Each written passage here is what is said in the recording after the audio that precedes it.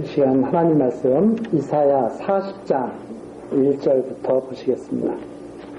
이사야 40장 1절입니다.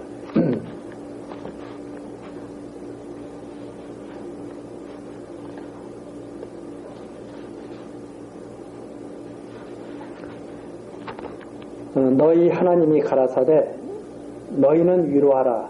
내 백성을 위로하라. 너희는 정다이 예루살렘에 말하며 그것에게 위쳐 고하라.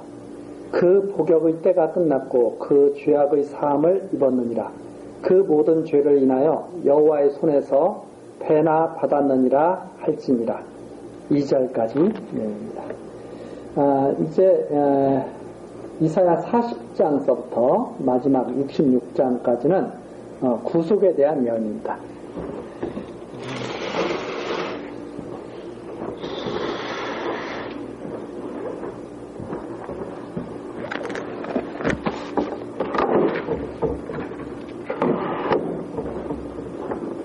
첫 번째가 심판에 대한 예언.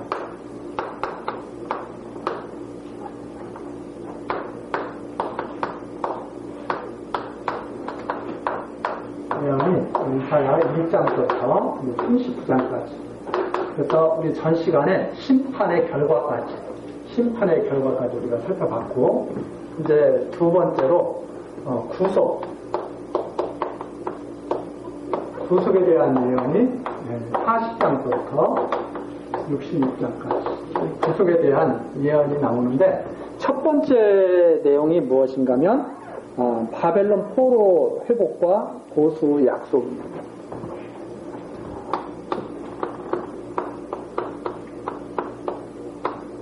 바벨론 포로에서 회복합니다.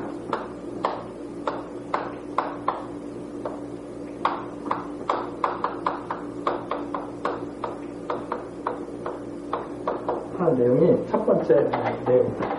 바벨론 포로에서 회복하시고 보수를 하실 것을 약속하시는 내용이 나와 있는데, 우선 40장에서 44장까지가 바벨론 포로에서 회복된다고 하는 내용입니다.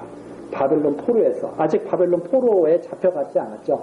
이사야 때는 바로 히스기야 왕 때이기 때문에 바벨론 포로에 잡혀가지를 않았습니다.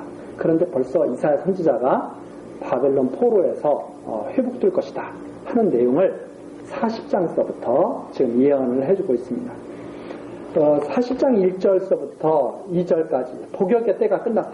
이 복역의 때라는 것은 바로 하나님께서 바벨론 포로로 잡혀가게 하신, 그게 바로 옥살이였죠.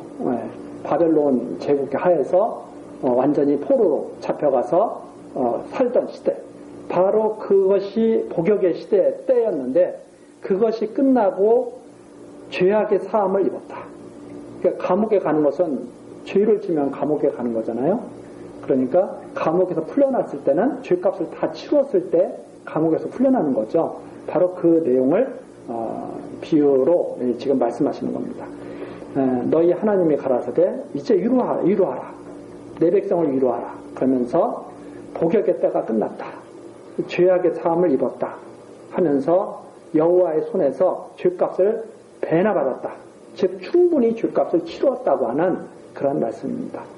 그렇게 2절까지 말씀하시면서 3절서부터 여호와의 길을 예비하라고 하면서 여호와의 영광을 모든 사람들이 본다고 하는 그런 내용입니다. 3절 나옵니다. 외치는 자의 소리여, 가로되 너희는 광야에서 여호와의 길을 예비하라. 사막에서 우리 하나님의 대로를 평탄케 하라. 골짜기마다 두두워지며 산마다 작은 산마다 낮아지며 고르지 않은 곳이 평탄케 되며 험한 곳이 평지가 될 것이요, 여호와의 영광이 나타나고 모든 육체가 그것을 함께 보리라. 대저 여호와의 입이 말씀하셨느니라. 하나님께서 말씀하신 내용인데, 이제는 여호와의 길을 예배하라. 여호와께서 이스라엘을 돌아오게 하시는 그 속에서 나타나는 말씀이죠. 그것이 바로 여호와께서 하시는 일입니다. 이스라엘 백성이 바벨론 포로에서 돌아오는 것은 여호와의 길이 열리기 때문에 돌아오는 거죠. 그래서 그 앞에서 먼저 나타나는 것이 무엇인가 하면 여호와의 영광입니다. 이스라엘 백성을 포로로 잡혀가게 하신 분도 여호와신데 포로에서 돌아오게 하시는 분도 여호와시죠. 그래서 5절 여호와의 영광이 나타나고 모든 육체 사람들이 그것을 함께 보리라. 왜냐하면 여호와께서 말씀하신 것이기 때문에 그렇다. 그러니까 이스라엘 백성들이 포로에서 이렇게 돌아오게 되는 그런 놀라운 역사를 딱 보게 되면 그것이 바로 여호와의 영광을 보게 되는 일이죠. 여호와의 영광을 보게 되는 일이고 이스라엘 백성들이 사실 다시 가나안 땅으로 돌아오기 위해서는 그 길이 평탄해야 되잖아요. 그 길을 먼저 여호와께서 평탄하게 하시는 거죠. 그래서 마치 우리들이 이렇게 보면 뭐 이번에도 우리나라 이 정세 때문에 요즘에 정상회담들을 우리가 많이 보잖아요. 정상회담을 보면 그 정상들이 만나기 전에 어떻게 만날 것인가 그거에 대해서 쭉 서로 상의하고 준비하고 그러지 않습니까? 그래서 서로 대등한 관계에서 서로 이렇게 막 만나려고. 그래서 이번에도 이렇게 국제 미국과 북한이 만날 때도 보면 중앙에서 딱 만나가지고 이렇게 다 준비해가지고 그렇게 하는 걸 우리가 보죠. 그런 것이 바로 뭐냐면 여기 3절에 나오는 겁니다. 대로를 평탄케 하는 거죠. 미리 그 일을 하시려고 대로를 평탄케 하시고 다 평지가 되게 해서 높은 곳은 좀 낮추고 낮춘 곳은 높이고 해서 아주 평탄하게 만들어서 이 일이 되게 하는 거죠. 바로 그런 것을 비유로 해서 지금 말씀하시는 내용이 여기에 나와 있습니다. 여호와께서 길을 내신다. 여호와께서 오신다. 길을 내라. 바로 그 길은 이스라엘 백성이 가나안 땅으로 돌아오는 길이 되겠죠. 그렇게 되면 모든 육체가 여호와의 영광을 보게 될 것이다. 6절입니다. 6절서부터 8절까지 내용은 모든 육체는 시들지만 하나님의 말씀은 영영하다 하는 것을 의치라고 하는 내용입니다. 6절 말하는 자의 소리여 가로되 의치라 대답하되 내가 무엇이라 의치리이까. 여기서 지금 의치는 자는 이사야 선지자가 지금 이걸 의치고 있죠. 그런데 의치라 하니까 무엇이라 의치리이까 하고 물어보니까 가로되 모든 육체는 풀이요 그 모든 아름다움은 그의 꽃 같으니 풀은 마르고 꽃은 시듬은 여호와의 기운이 그 위에 붑니라. 이 백성은 실로 풀이로다. 사실 바벨론이 그 당시에는 최고의 위치였지 않습니까? 최고의 강대한 제국이었죠. 그러나 그런 바벨론조차도 다 육체죠. 그래서 잠깐 아름답게 피어나는 것 같으나 아주 감성한 것 같으나 순식간에 여호와께서 한번 싹 호흡하시면 다 시들어버리는 거죠.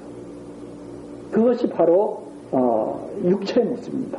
여기에 나오는 육체가 시든다 하는 것은 지금 대표로 시들고 있는 것이 바벨론이 되겠죠. 바벨론이 될 텐데 바벨론뿐만 아니라 모든 육체는 다 이와 같습니다. 아무리 강건한 자라 하더라도 모세도 그렇게 시편에서 말하잖아요. 강건해봤자 80이죠. 7, 80. 그때가 지나면 다 시들어가는 거죠. 그래서 뭐라고 잊힙니까? 모든 육체는 풀이요. 그 모든 아름다움은 들의 꽃과 같다. 그것을 의치고 그 다음에 8절이죠. 풀은 마르고 꽃은 시드나 우리 하나님의 말씀은 영영이 서리라 하라. 하나님의 말씀만이 영원한 것이다 라고 의치라는 말씀입니다. 그래서 말씀의 영원, 불변성 그리고 반드시 이루시는 신실하심 이런 모든 것이 여기에 담겨져 있죠. 사실 모든 육체는 때가 있습니다. 잠깐 아름답게 필 때가 있죠. 잠깐 아주 강할 때가 있죠. 그러나 그 때가 지나면 다 꺾이게 됩니다. 그러나 하나님의 말씀은 영영이 선다. 이것을 선포하라 하는 말입니다. 그리고 9절로 넘어가죠. 여호와께서 임하셔서 목자같이 양무리를 먹이시고 인도하신다는 내용입니다. 아름다운 소식을 시온에 전하는 자요. 그러니까 외치는 자의 소리, 말하는 자의 소리, 아름다운 소식을 시온에 전하는 자, 다 이사야 선지자죠. 너는 높은 산에 오르라. 아름다운 소식을 예루살렘에 전하는 자요. 너는 힘써 소리를 높이라. 두려워 말고 소리를 높여 유다의 성읍들에게 이르기를 너희 하나님을 보라 하라. 하나님을 보라. 자, 어떤 하나님을 보라고 그러냐면 포로에서 돌아오게 하시는 하나님을 보라. 이스라엘 백성들은, 그 당시 이스라엘 백성들은 이 이사야의 말을 잘 듣지를 않죠. 왜 그런가 하면 우리가 무슨 바벨론 포로가 돼. 그리고 바벨론 포로가 된 다음에 무슨 하나님께서 다시 우리를 돌아오게 하셔.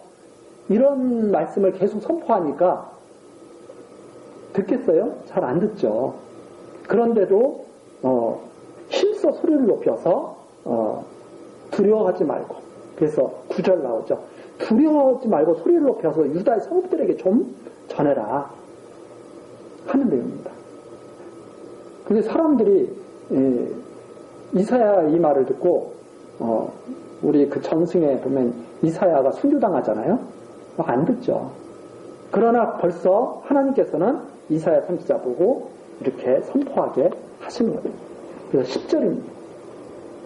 보라, 주 여호와께서 장차 강한 팔로 임하실 것이요 친히 그 팔로 다스리실 것이라. 보라, 상급이 그에게 있고 보응이 그 앞에 있으며 그는 목자같이 양무리를 먹이시며 어린 양을 그 팔로 모아 품에 안으시며 젖먹이는 암컷들을 온순히 인도하시리로다. 11절까지입니다. 여호와께서 목자처럼 임하셔서 양무리를 먹이며 인도하신다.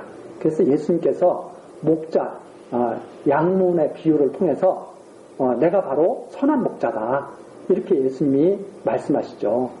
그러면서 양들은 그 목자의 음성을 듣고 다 따라온다고 말씀하시죠. 그런 내용들이 벌써 여기에서 이렇게 예언적으로 선포가 되고 있다 하는 것을 볼 수 있습니다. 그러니까 여기에서 우리가 딱 보면서 자연스럽게 예수님께서 말씀하신 그 나는 양의 문이다. 나로 인하지 않으면 다 강도다. 이런 말씀들이 저절로 다 생각이 나죠. 하나님께서 임하셔서 이렇게 인도해 주실 것. 그래서 이 내용은 장차 바벨론 포로에서 이스라엘 백성이 돌아오는 그 내용은 장차 그리스도로 말미암아서 모든 죄악 권세에 있던 주의 백성들이 그리스도로 말미암아서 그 사망 권세를 빠져나오고 하나님 나라에 이르게 될 것을 내다보게 하는 그러한 말씀이 여기에 지금 담겨져 있다. 이렇게 우리는 볼 수 있습니다. 그래서 바벨론 포로에서 이렇게 돌아오게 된 것은 장차 예수 그리스도를 통해서 죄악 권세로부터 해방될 것. 이것을 우리들은 생각하게 되죠. 자, 그리고 나서 12절로 넘어갑니다. 여호와의 권능을 선포하면서 열방은 아무것도 아니다. 바벨론 같은 그런 열방들은 아무것도 아니다. 아수르 같은 제국들 아무것도 아니다 하는 말씀입니다. 12절 누가 손바닥으로 바닷물을 헤아렸으며 뺨으로 하늘을 지었으며 땅의 티끌을 되에 담아 보았으며 명칭으로 산들을 간칭으로 작은 산들을 달아보았으며 이 측량 도구들죠. 손바닥, 뺨, 되, 명칭, 간칭 이것은 이제 어떤 크기나 양이나 이런 것들을 가늠해보는 도구들이죠. 그래서 우리도 몇 뺨인가 이렇게 해서 손으로 이렇게 재보고 그러지 않습니까? 손바닥으로 이게 몇 줌이 되나 이런 거 다 이렇게 우리들도 하고 그러죠. 그것처럼 한번 바닷물을 헤아려 본 사람이 있느냐 이 말입니다. 사람들이 이게 내 손으로 바닷물을 몇 번이나 퍼내면 다 이게 풀 수 있을까 해본 사람 없잖아요. 하늘로 이게 몇 병이나 되나 하늘을 재본 사람도 없다 이 말입니다. 산들을 달아본 사람도 없고 아무 없어요. 이게 얼마나 되는지 모르죠. 우리가 바닷물이 얼마나 정도 드는지 대충 말하는 사람이 있을지 모르지만 그걸 재보는 사람이 어디 있겠어요? 없죠. 하나님이 다 만드신 거다. 근데 우리 눈에 보이는 바닷물도 우리는 양이 얼마인지를 재볼 수가 없는 존재들이죠. 그래서 이런 말씀은 인간이 하나님의 능력을 갖다가 알 수가 있느냐 이 말이에요. 하나님이 지금 이렇게 말씀하시는 것을 갖다가 다 인간들이 비웃는 거죠. 야, 그럴 리가 있어? 지금 많은 분들도 그러잖아요. 천국이 있어? 예수님이 다시 구름 타고 다시 이 땅에 오셔? 황당하다고 생각하잖아요. 그런데 그 황당하다고 생각하는 그 사람들이 눈앞에 보이는 바닷물도 얼마인지 손바닥으로 헤아릴 수가 없는 사람들이죠. 그러면서도 그렇게 하나님의 말씀을 멸시하고 대적하는 그런 것들을 우리들은 볼 수가 있는 거죠. 자, 그러면서 13절입니다. 누가 여호와의 신을 지도하였으며 그의 모사가 되어 그를 가르쳤으랴. 누가 여호와의 신을 지도했느냐? 누가 그의 모사가 되어가지고 그를 가르쳤느냐? 그 당시 나라의 왕들이 각 나라들을 다 다스리잖아요. 그런데 실제로 모든 역사를 주관하시는 분은 하나님이시다 이 말입니다. 그런데 마치 자기네들이 모든 세계를 다 자기네들이 이렇게 통치하는 것처럼 모든 나라를 통치하는 것처럼 막 그렇게 하고 있는 거죠. 아수르도 그랬고 바벨론도 그랬고. 그런데 하나님께서는 이렇게 말씀하시는 거죠. 누가 여호와의 신을 지도하였으며 그의 모사가 되어서 그를 가르쳤으랴. 그가 누구로 더불어 의논하셨으며 누가 그를 교훈하였으며 그에게 공평의 도로 가르쳤으며 지식을 가르쳤으며 통달의 도를 보여주었느냐. 로마서에 나오는 그런 말씀과 똑같은 말씀입니다. 누가 그의 모사가 되었느냐. 아니 언제부터 하나님이 하시는 일을 갖다가 사람들이 지도하고 하나님 그렇게 하시면 안 됩니다. 이렇게 하셔야 됩니다. 하나님 그것은 잘못된 것입니다. 그렇게 공의를 행하시면 안 됩니다. 이렇게 행하는 것이 공의를 행하는 것입니다. 하고 누가 하나님 앞에 말하는 사람이 있겠느냐. 그렇게 말하는 사람이 있다면 12절을 했겠죠. 그렇죠? 그렇게 하나님께 하나님 이렇게 하셔야 됩니다. 하나님 뜻은 조금 잘못된 겁니다. 내가 하는 것이 옳은 뜻입니다. 이렇게 말하는 사람이 있다면 12절을 다 완벽하게 할 수 있는 사람일 거예요. 그런데 눈앞에 보이는 바닷물도 잴 수 없는 사람이 그걸 다 만드시고 주관하시는 분한테 그렇게 하시면 안 됩니다. 바닷물을 그렇게 만들어 놓으시면 안 됩니다. 조금 더 많이 만들어 놓으셨어야죠. 이런 식으로 말할 사람이 누가 있느냐 이 말입니다. 아무도 없죠. 근데 사람들은 교만하게 그런 말을 한다 이 말입니다. 아, 저 산이 좀 낮게 만들었어야 되는데 저 산을 좀 높였어야 되는데 이런 식으로 생각한다 이 말입니다. 사람들이. 그래서 지금 그걸 비유로 말해요. 아니 하나님이 어떤 분인데 감히 하나님 앞에 자기가 멋대로 한다고 생각하느냐 이 말입니다. 있을 수가 없죠. 그래서 15절 보라 똑똑히 보라 이 말입니다. 그에게는 열방은 통의 한 방울 물 같고 그 아수르 제국 바벨론 제국 대단하지 않았습니까? 그런데 하나님께서는 뭐라 그러냐면 통의 한 방울 물 같다. 그것들이 뭐냐 그것들이 저울에 적은 티끌 같아요. 저울 위에 잠깐 올려놓은 티끌 같아요. 무게가 나가겠어요? 안 나가겠어요? 그런 존재다 이 말입니다. 그래서 그래서 이 섬들은 바로 민족들, 나라들을 의미하는데 떠오르는 먼지 같다. 잠깐 떠올랐다가 바람이 슉 불면 떠오르죠. 먼지들이. 그러다가 바람이 싹 잔잔해지면 싹 가라앉아서 쌓이잖아요. 그런 먼지 같은 것들이 열방들이다 이 말이죠. 하나님 앞에서는 아무것도 아니다 하는 말입니다. 네. 그래서 16절 레바논의 짐승들은 번제 소용에도 부족하겠고 그 살림은 그 화목 소용에도 부족할 것이라. 그 앞에는 모든 열방이 아무것도 아니라 그는 그들을 없는 것 같이 빈 것 같이 여기십니다. 하나님이 얼마나 크신 분인지 하나님께 제사를 드리려면 짐승을 잡아가지고 피 흘리고 태워서 하나님께 이렇게 올려드리잖아요. 그런데 뭐라고 말씀하시냐면 레바논 그 숲풀에 있는 짐승들을 다 잡아서 하나님을 섬긴다고 해봐라. 제사 드린다고 해봐라. 그것이 하나님께 뭐가 되겠느냐. 아무것도 아니라는 거죠.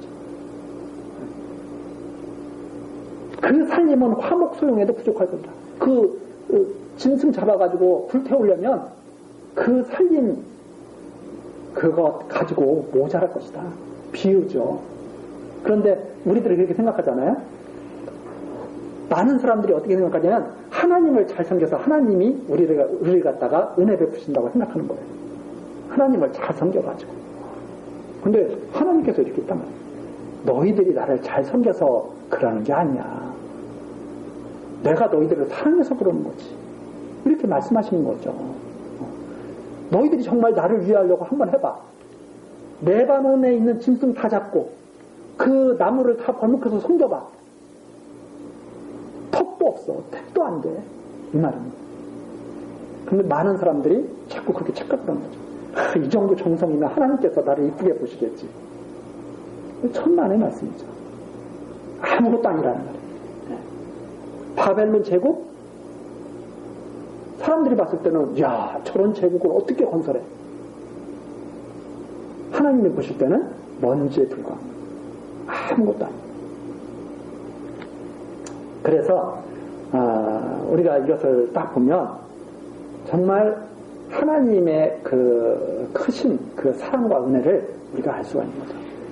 아무것도 아닌 우리를 하나님께서는 이렇게 말씀을 통해서 당신을 찬송하게 이렇게 만드는 거죠. 그래서 하나님의 은혜의 영광을 찬송하도록 이렇게 만드는 거죠. 그런 하나님의 놀라운 섭리가 지금 여기에서도 막 나타나는 거예요. 이걸 뭐 더 이상 어떻게 설명하겠어요. 아무것도 아니다. 이렇게 말씀하셨잖아요. 12절에 그잖아요. 바닷물을 헤아려 봤느냐? 말씀하신 다음에 열방들 물 한 방울에 불과해요. 하나님은 바닷물을 만드신 분인데, 네. 하나님이 이 우주 만물을 만드셨는데 열방들 저울에 잠깐 올려 있는 먼지와 똑같아. 하나님께서 위치라는 소리입니다.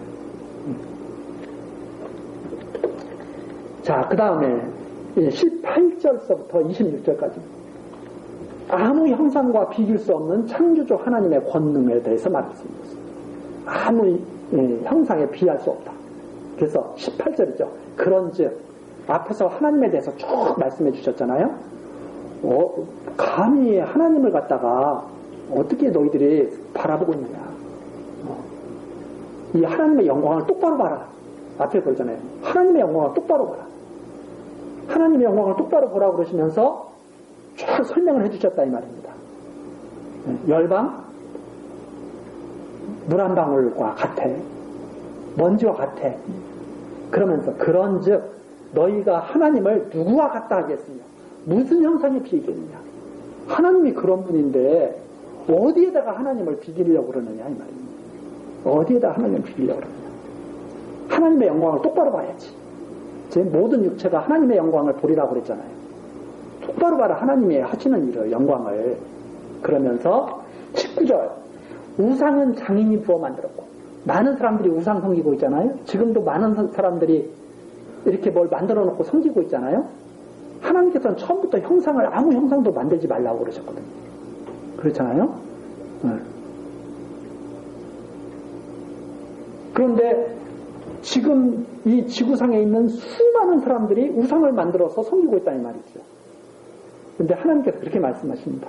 우상은 장인이 부어 만들었고 그 우상은 다 누가 만들었어요? 사람들이 기술, 손재주가 있는 사람들이 만든 거예요. 다. 창세기 금으로 입혔고 또 우상들은 또 화려하게 금을 다 입히고 막 그러죠.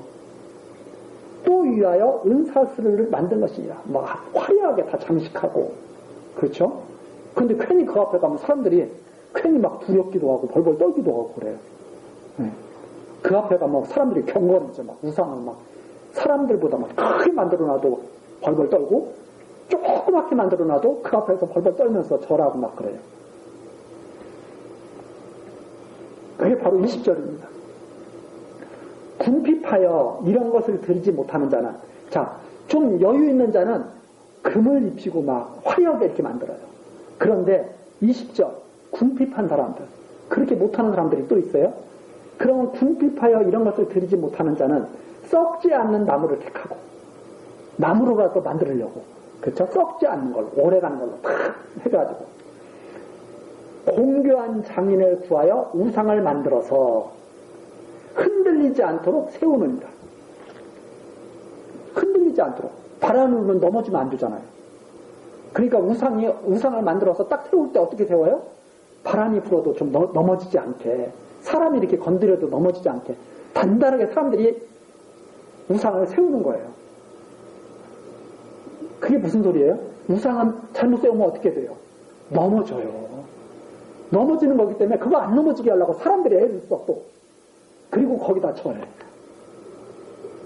얼마나 어리석은 모습이에요. 그렇죠?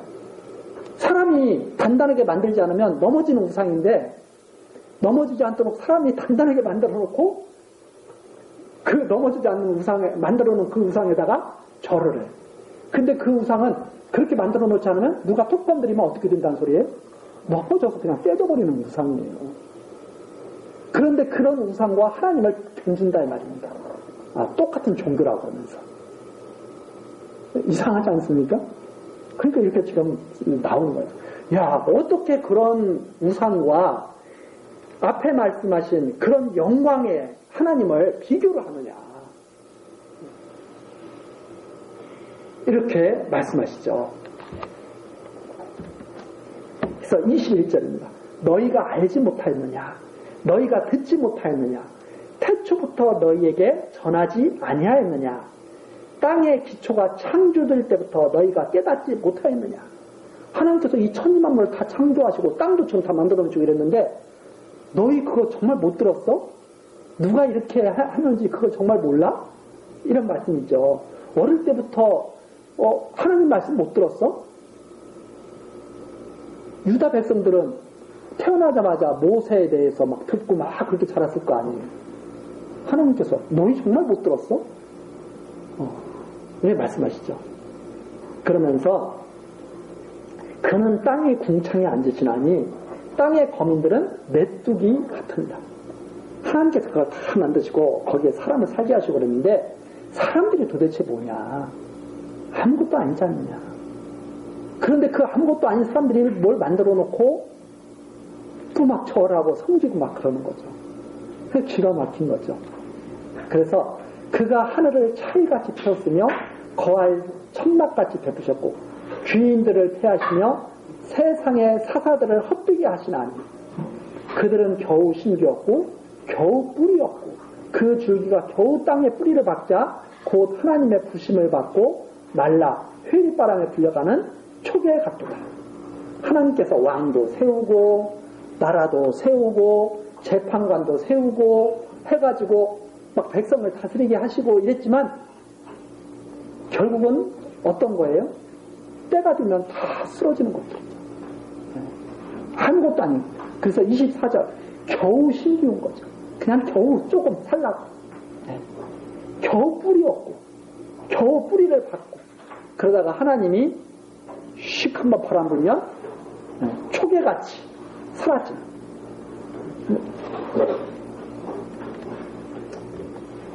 그래서 이런 하나님이신데 25절 거룩하신 자가 가라사대 그런즉 봐라 이러지 않느냐 그런즉 너희가 나를 누구에게 비기며 나로 그와 동등이 되게 하겠느냐 하십니다.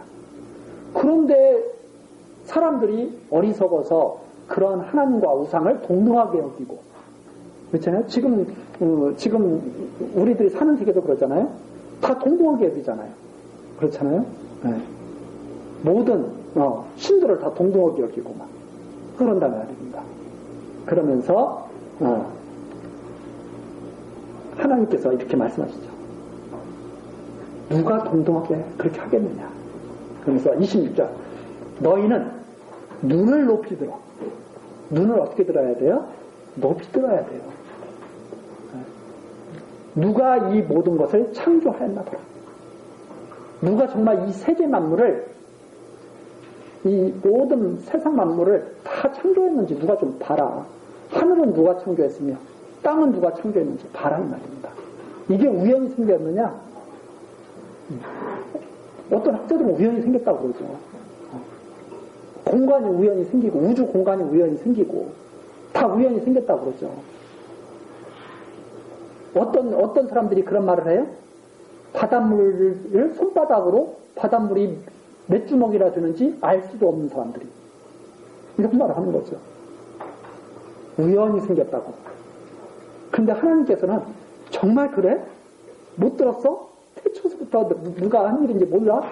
이렇게 말씀하시면서 이런 말을 합니다. 너희는 눈을 높이 들어 누가 이 모든 것을 창조하였나 보라.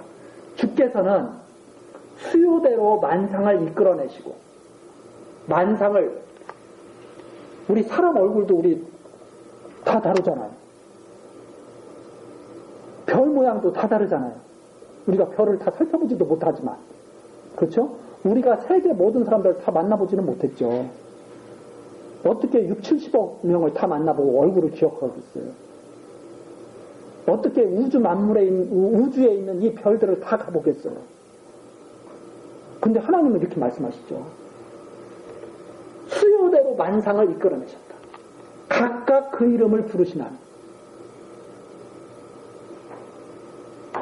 그의 권세가 크고 그의 능력이 강함으로 하나도 빠짐이 없느니라. 하나님의 말씀 정말 놀랍죠. 아니 지금 이름도 모르는 별들이 우주에 엄청나게 많을 거 아닙니까? 우리 머리 그걸 어떻게 우리가 다 찾아가서 이름을 다 지어주고 그러겠어요. 보이는 것만 그렇게 하는 거지 우리가. 그렇죠? 그런데 하나님께서는 만상, 수요대로 만상을 다 이끌어서 그 이름을 부르신다. 왜 그런가? 그의 권세가 크고 그의 능력이 강하시기 때문에 그런 것이다. 이 위치는 자의 소리가 대단하지 않습니까? 이 하나님을 전해줘요. 두려워 말고 이 하나님을 전해라. 이게 하나님이 포로된 너희를 돌아오게 하셨다. 아직 포로로 잡혀가지도 않았는데. 이사야의 이 말을 듣고 사람들이 다 그랬겠죠. 저 이사야 선지자 저거 잡아 죽이자 저거. 무슨 하나님의 백성이 바벨론에게 포로로 잡혀가고 그때는 누가 휩쓸고 있을 텐데 아수르 제국이 휩쓸고 있을 텐데 그렇잖아요? 아직 바벨론이 힘도 못 쓸 텐데 바벨론 포로에서 돌아오게 하신다. 여호와의 영광을 봐라. 이러면서 하나님이 이런 분이시다 하고 선포를 하는데 그 말을 안 듣는 거죠. 그러나 듣던 안 듣던 하나님의 말씀은 영영이 선다. 누가 듣던 듣지 않던 하나님의 말씀은 영영이 선다. 그러니까 두려워하지 말고 외치라. 이런 내용이 지금 계속 되고 있죠. 그래서 27절 야곱아 내가 어찌하여 말하며 이스라엘아 내가 어찌하여 이르기를 내 사정은 여호와께 숨겨졌으며 원통한 것은 내 하나님에게서 수리하심을 받지 못한다 하느냐. 너는 알지 못하였느냐 듣지 못하였느냐. 영원하신 하나님 여호와 땅끝까지 창조하신 자. 하나님에 대해서 지금 여기 계속 말해주고 있지 않습니까? 영원하신 하나님 여호와 언약의 말씀대로 이루신 여호와 땅끝까지 창조하신 자. 땅끝까지 다 창조하신 자. 피곤치 아니하시며 곤비치 아니하시며 하나님은 피곤치도 아니하시고 곤비치도 아니하신 하나님. 명철이 한이 없으시며, 명철이 한이 없으신 하나님. 피곤한 자에게는 능력을 주시며 무능한 자에게는 힘을 더하신 하나님. 이 하나님, 너는 이 하나님을 알지 못했느냐, 듣지 못했느냐 말이죠. 그러면서 30절 소년이라도 피곤하며 곤비하며 장정이라도 넘어지며 자빠지되. 소년 때는 한참 뛰어다닐 때는 피곤한 것을 모르잖아요. 그냥 막 뛰어다니고 막 잠깐 또 쉬었다가 막 뛰고. 장정들 듬직하게 서가지고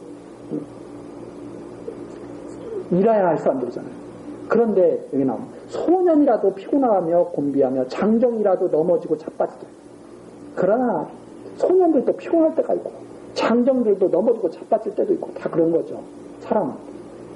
근데 31절입니다.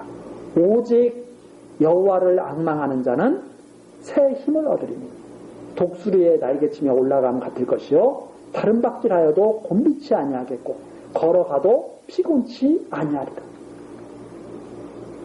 여호와를 앙망하는 자는 새 힘을 얻고 절대 소년들처럼 소년이라도 피곤해서 곤비한데 그러지도 않을 것이고 장정들처럼 넘어지지도 않을 것이다 하는 말입니다. 어떤 여호와를 앙망하는 자? 여호와의 영광스러운 그 여호와를 앙망하는 자들. 그렇죠? 앞에 여호와의 그 영광을 앙망하는 자들. 근데 여호와를 그냥 우상들과 비슷하게 생각하는 자들에게는 힘이 나겠어요? 안 나죠. 우상 넘어질 때 같이 넘어지는 거죠. 그래서 지금 낙심하지 말라며 여호와를 앙망한다. 새 힘을 얻는다고 하는 내용입니다. 자, 그런데 조금 살펴볼 것이 27절로 다시 들어갔어요. 야곱이 그렇게 말하는 거죠. 언제? 바벨론 포로로 잡혀가게 되면 이렇게 말한다 이 말입니다. 아이고 하나님께서 우리를 안 도우고 계시네. 이거 어디에서 많이 봤죠? 신명기에 나오는 말씀입니다. 신명기 31장으로 가서 한번 보시겠습니다. 신명기 31장.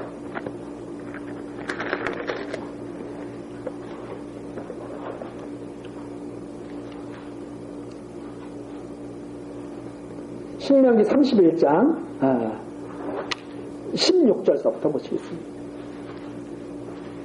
신명기 31장 16절.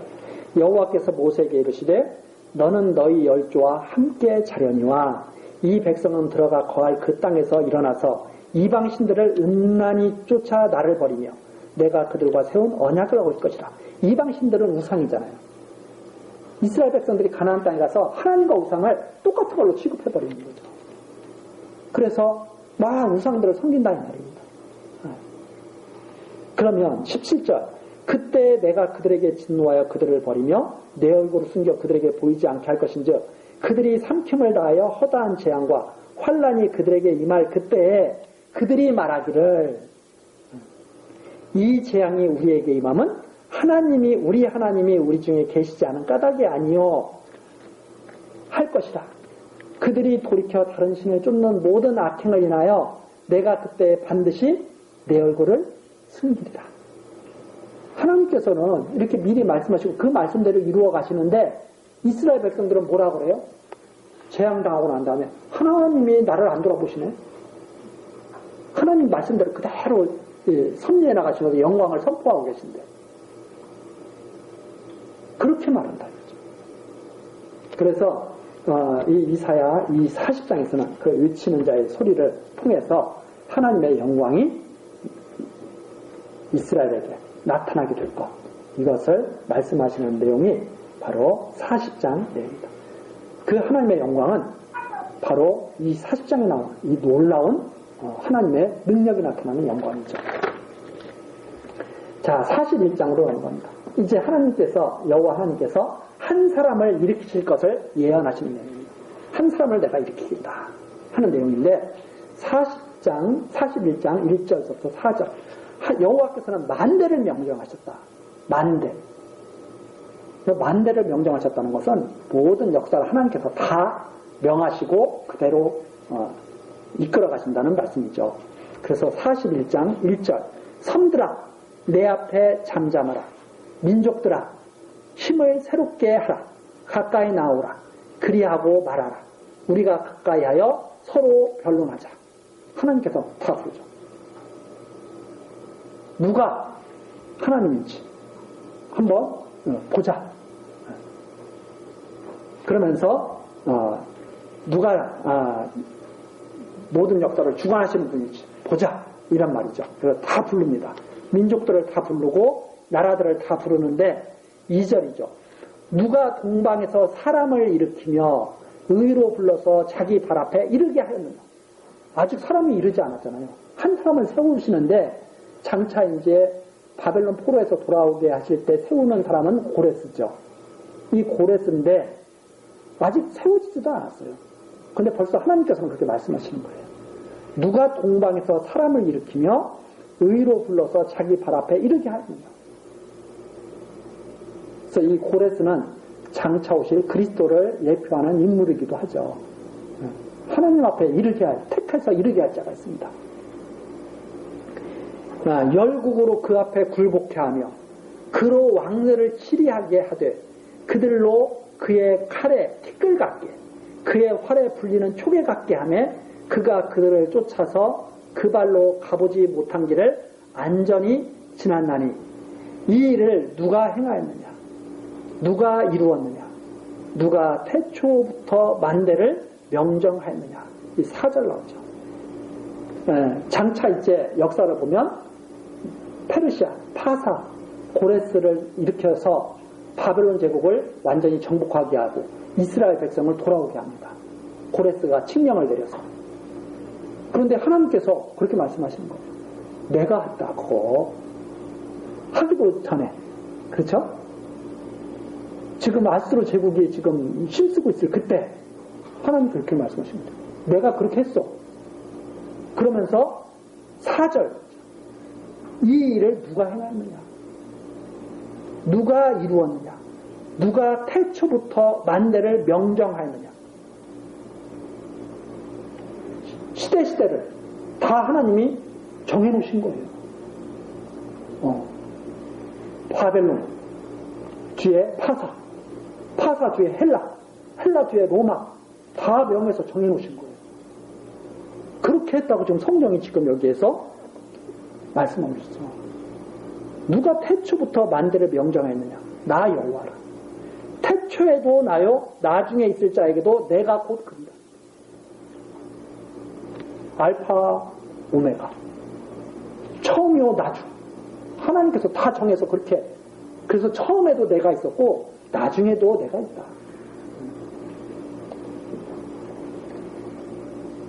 그래서 역사는 사람이 만들어가는 거예요. 하나님이 섭리하시는 거예요. 하나님이 다 섭리하시는 게 역사예요. 하나님이 명정하신 대로 이루어지는 게 역사예요. 명정하는 대로. 그래서 모든 세상의 그 역사학자들이 그러죠. 아수르가 세상을 정복한 이유는 이것 때문에 그렇다. 아수르가 망한 이유는 이것 때문에 그렇다. 로마가 흥한 이유는 이것 때문에 그렇다. 로마가 망한 이유는 이것 때문에 그렇다. 학자들이 막 분석해놓고 그거 해가지고 박사학위 받고 막 그러지 않습니까? 세계적으로 유명하고. 현상만 말하는 거죠. 자기가 이해하고 있는 현상만. 그런 이론을 가지고 학생들이 역사를 공부하는 거예요. 그런 이론을 가지고 역사를 공부해서 그게 역사인 줄 알죠. 그런데 성경에서는 그게 역사가 아니라 하나님이 태초부터 만대를 명정해서 나타내시는 게 역사야. 왜 그런가 하면 그의 영광을 보라고. 이렇게 성경이 말하고 있는 거죠. 역사를 제대로 보는 사람은 하나님의 영광을 볼 수 있는 사람이에요. 근데 그걸 제대로 보지 않으니까 매일 조상 탓하고 자기 탓하고 있는 거죠. 못 되면 조상 탓, 잘 되면 내가 잘해서 매일 그런 식으로 생각만 하고 있는 거죠. 너 때문에 망하고. 그렇죠? 그러나 하나님께서는 내가 했어 그렇게 말씀하시죠. 이런 말씀은 정말 사람들의 생각과 하나님의 생각이 얼마나 다른지를 알 수 있는 부분들. 그렇잖아요? 근데 하나님께서 참 말씀을 우리들에게 알기 쉽게 해주시잖아요? 우상도 말했어요. 야, 우상 만들어가지고 넘어지지 않게 너희들이 해놓잖아. 근데 그게 무슨 힘이 있어. 너희들이 그렇게 해놓잖아 하면 넘어지는데. 이렇게 말씀하셔서 그런 우상과 나를 갖다가 너희들이 비빈다는 게 말이 되느냐. 이렇게 말씀하시면서 사람의 어리석음을 막 깨쳐주시잖아요. 이 말씀을 제대로 듣는 사람은 그래 내가 미쳤지. 내가 그런 우상을 내가 섬기다니. 금방 알 거 아닙니까? 근데 왜 그걸 왜 모르겠어요? 만대를 명정하신 분께서 어둡게 뭐 알 수가 없죠. 그래서 우상들을 갖다가 공부 못한 사람들만 우상 섬겨요. 다 지식이 막 충만한 사람들도 우상 섬겨요. 세상 사람들이 막 그냥 대단하다고 하는 사람들도 다 우상 앞에 가서 절하고. 그래서 조금 지식이 뭐 뛰어나다고 해서 이런 그 하나님을 그 사람의 능력으로 하는 것은 아니다 하는 것을 우리들 다시 한번 생각해 볼 수가 있죠. 자, 이런 말씀을 들어야 되죠. 태초에도 나와요. 나중에 실제로 나와요. 그러면서 5절부터 7절. 섬들이 보고 두려워하며 땅끝이 무서워 떨며 함께 모여와서 각기 이웃을 도우며 그 형제에게 이르기를 너는 담대하라 하고 목공은 금장색을 장려하여 마치로 고르게 하는 자는 매질꾼을 장려하며 가로되 땜이 잘 된다 하며 못을 단단히 박아 우상으로 흔들리지 않게 하는도다. 이게 무슨 말이냐면, 자, 하나님 여호와께서 한 사람을 갖다가 불러일으키잖아요. 그래가지고 초계같이 막 왕들을 다 짓밟으면서 나라를 짓밟으면서 정복해 나간다 이 말입니다. 장차 파사 고레스가 바벨론 제국을 막 다 정복해 나가면서 다 승리하게 될 것을 하나님께서 말씀하시죠. 그런데 그때 한 사람이 막 그렇게 정복해 나오는 것을 보고 5절 섬들이 모여가지고 그런 거예요. 야, 우리가 힘을 합쳐서 막자. 우리가 힘을 합쳐서 막자. 그러면서 서로 도우면서 그래, 용기내. 겁먹지 마. 막 이러면서 힘을 돋는 거죠. 그러면서 그 힘을 돋기 위해서 뭘 만들어요? 우상을 막 만드는 거예요. 우상을 만들어가지고 여기에 나오는 것처럼 이거 댐이 잘 됐네. 네. 우상을 만들 때 댐질도 하고 이거 댐이 잘 됐네. 못을 막 단단히 박아서 우상이 넘어지지 않게 하면서 이거 이제 안 넘어지게 했으니까 우리는 안 망할 거야. 이렇게 한다 이 말입니다. 우상이 무슨 힘이 있다고. 근데 하나님께서는 앞에서 뭐라고 그랬어요? 만대를 명정해 놨어요. 만대를 명정해 놓으신 하나님께서 한 사람을 세워서 다 짓밟게 할 때 하셨어요. 그럼 어떻게 되겠어요? 못을 단단히 박은 우상이 힘이 있어요? 힘이 없죠. 그 하나님을 모르고 이 짓들을 한다 하는 말입니다. 근데 8절이죠. 그러나 이스라엘은 그렇게 하지 말라는 말입니다. 이스라엘은 그런 식으로 살지 말라는 말이죠. 그게 8절입니다. 그러나 나의 종 너 이스라엘아, 너는 나의 종이지. 이스라엘아, 너는 나의 종이야. 나의 택한 야곱, 너는 나의 택한 야곱이야. 나의 벗 아브라함의 자손이야. 아브라함의 자손. 하나님께서 정말 친근하게 부르시죠. 나의 종으로 했다가 나의 택한 야곱으로 했다가 더 위로 올라가니까 나의 벗 아브라함의 자손아. 얼마나 친근하게 부르십니까? 하나님의 백성들을 부르시는 거죠. 9절입니다. 내가 땅끝에서부터 너를 붙들며 땅 모퉁이에서부터 너를 부르고 네게 이르기를 너는 나의 종이라 내가 너를 택하고 실어버리지 아니하였다 하였노라. 하나님은 지금 땅끝에까지 포로로 가 있는 사람들을 다 불러 모으시잖아요. 그래서 뭐라고 하면서 불러 모아요? 내가 너를 택한 거야. 너를 실어버리는 것이 아니야. 이거 알죠, 주님. 아무리 멀리 가 있어도, 땅끝까지 가 있어도, 아까 신명기에서 계속 나오는 말씀이에요. 땅끝까지 가 있더라도 내가 다 불러 모을 것이다. 말씀하시죠. 바로 그런 말씀이죠. 그래서 10절, 두려워 말라. 사람들이 왜 우상을 만듭니까? 두렵기 때문에. 자꾸 두려워한다 이 말입니다. 그거라도 섬기고 있어야 마음이 편하거든요. 막 두려워요. 망할까봐, 죽을까봐. 그런데 이스라엘 백성 보고는 그러나 너는 그렇게 하지 마. 너는 나의 택한 야곱 족속이고 나의 벗 아브라함의 자손이야.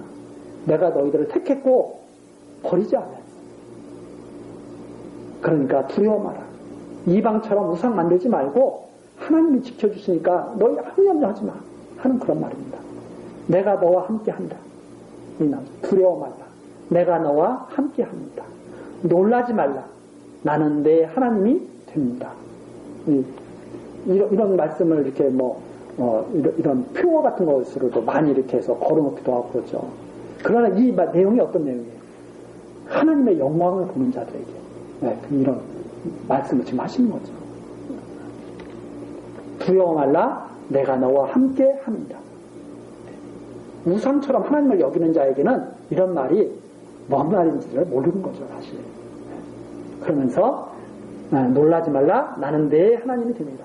내가 너를 굳세게 하리라. 정말 아브라함의 자손이라면 하나님께서 굳세게 만드실 것이다. 참으로 너를 도와주리라. 참으로 나의 의로운 오른손으로 너를 붙들리라. 그래서 이 사람이 굳세게 선다는 것, 이렇게 하나님께서 붙잡아 주셔야 굳세게 설 수가 있는 거죠. 네. 그러면서 11절은 보라, 내게 노하던 자들이 수치와 욕을 당할 것이요 너와 다투는 자들이 아무것도 아닌 것 같이 될 것이며 멸망할 것이다. 네. 이스라엘 백성이 바벨론 포로에서 돌아올 때 바벨론은 다 멸망하게 되겠죠. 네. 그러면서 내가 찾아도 너와 싸우던 자들을 만나지 못할 것이요 너를 치는 자들은 아무것도 아닌 것 같이 허무한 것 같이 되리니 이는 나 여호와 너의 하나님이 내 오른손을 붙들고 내게 이르기를 두려워 말라. 내가 너를 도우리라 할 것입니다. 하나님께서 이스라엘 백성을 도우시기 때문에 적들은 다 망할 것이다 하는 말입니다.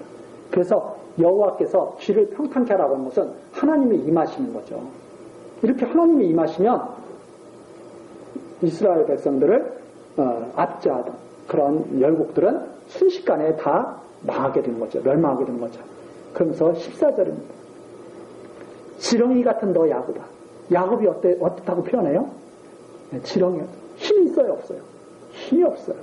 원래 야곱 족속은 힘이 없어요. 너희 이스라엘 사람들아, 두려워 말라. 나 여호와가 말하노니 내가 너를 도울 것이다. 내 구속자는 이스라엘의 거룩한 자니라. 하나님이 구속할 것이다. 그래서 이스라엘 백성은 누가 싸워서 승리하게 되는 거예요? 하나님이 싸워서 승리하게 되는 거예요. 이스라엘 백성이 승리할 능력이 없습니다. 왜? 지렁이 같은 그런 연약한 존재이기 때문에.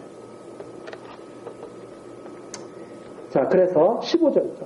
보라, 내가 너로 이가 날카로운 새 타작 기계를 삼으리니 내가 산들을 쳐서 부스러기를 만들 것이며 작은 산들로 벼같이 할 것이다. 내가 그들을 까부른즉 바람이 그것들을 날리겠고 휴리바람이 그것을 흩어버릴 것이로되 너는 여호와로 인하여 즐거워하겠고 이스라엘의 거룩한 자로 인하여 자랑하리라. 그런데 이스라엘을 힘이 있는 열강 이스라엘이 그 지렁이 같은 이스라엘이 힘이 있는 열강들을 갖다가 이기고 승리하게 되죠. 다 부스러뜨리고 다 승리하게 되죠. 그러면서 이스라엘 백성들은 누구를 보게 돼요? 하나님을 보게 되는 거죠. 하나님의 영광이 임하는 걸 보게 되는 거죠. 그래서 여호와로 인하여 즐거워하겠고 이스라엘의 거룩한 자로 인하여 자랑하게 될 것이다. 네. 그래서 하나님을 자랑하게 될 것이다 하는 말입니다. 자, 여기까지가 지금 하나님께서 한 사람을 일으키시면서 계속 예언하는데 다음에도 그 내용이 계속 연결됩니다. 자, 이스라엘 야곱이 회복되는 것을 보고 이게 여호와의 권능이구나 하는 것을 깨닫게 된다고 하는 내용이 17절부터 나오는데 우리 다음 시간 계속해서 그런 내용을 살펴보겠습니다. 지금 이 부분에 보면 하나님에 대한 엄청난 지혜가 가득 지금 기록되어 있습니다. 그러니까 이런 부분들을 우리가 잘 이해를 하고 하나님의 영광을 우리들이 바라본다면 정말 엄청난 그런 지혜를 가진 거죠. 자, 우리 다음 시간에도 하나님의 말씀을 계속 듣기로 하면서 기도하시겠습니다. 만대를 명정하신 여호와 하나님, 모든 역사를 다스리시고 주관하시는 권능을 찬송합니다. 이 시간 바벨론 포로에서 돌아오게 하시고 구속하실 것을 예언케 하시는 하나님의 말씀을 우리들이 확인했습니다. 이 세상이 어둡고 캄캄하여서 하나님의 말씀이 선포되어도 그 말씀을 멀리하고 깨닫지도 못하고 자기 좋은 대로 우상을 섬기며 그대로 살아가는 경우가 참으로 많습니다. 그러나 하나님의 말씀은 듣든지 아니 듣든지 영원히 그대로 이루어질 것을 우리들이 믿습니다. 하나님 아버지, 우리들에게 이 영영하신 하나님의 말씀을 받을 수 있도록 하시고 여호와를 앙망하며 새 힘을 얻고 살아가게 하옵소서. 예수 그리스도의 이름으로 기도드리옵나이다. 아멘.